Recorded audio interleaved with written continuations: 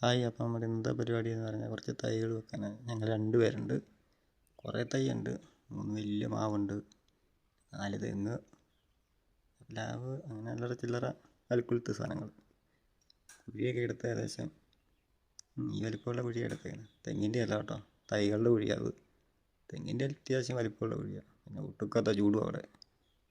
കുഴിയെല്ലാം എടുത്ത് കഴിഞ്ഞാൽ ഭക്ഷണം വന്നു. അപ്പോൾ ഗ്രീൻ പീസ് വന്നു. പക്ഷേ ഗ്രീൻ പീസിന് ഇച്ചിരി വലിപ്പമുണ്ട്.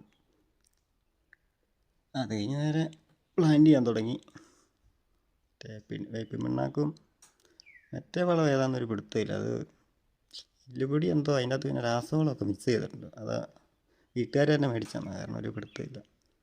ആദ്യം പിന്നെ തെങ്ങിൽ നിന്നങ്ങ് തുടങ്ങി. ഒരു ഐശ്വര്യം ആയിക്കോട്ടെ എന്ന് വിചാരിച്ച് തെങ്ങ് വെച്ച് ബാക്കി ഓരോന്നോരോന്നായിട്ട് പുറകെ അങ്ങ് വെച്ച്. ചില തൈകൾ വെക്കുന്നത് എടുത്തിട്ടുള്ളൂ, എല്ലാം ഒന്നും എടുത്തിട്ടൊന്നുമില്ല. മാവ് വെക്കുന്നത് അങ്ങനെ അത്യാവശ്യം നല്ല വലിപ്പത്തിലുള്ള കുഴിയൊക്കെ എടുത്ത് തടമൊക്കെ വെച്ചായിരുന്നു. നല്ല ചൂടുള്ള സ്ഥലമാണ്. പോരാത്തതിന് അവിടെയാണ് കിണറുമില്ല, കാരണം മറ്റേ ടാങ്കിൽ നിന്ന് കോരി നനയ്ക്കണ്ടേ വന്നായിരുന്നു. അതിൻ്റെ പിന്നെ ചായ മിച്ചറൊക്കെ കിട്ടിയതായാലും അവിടെ നിന്ന് എല്ലാം വെച്ച് കഴിഞ്ഞപ്പോൾ ഉള്ളതാണ്. പേരയുണ്ട്, കറിവേപ്പില അത് അവിടെ ഉണ്ടായിരുന്ന.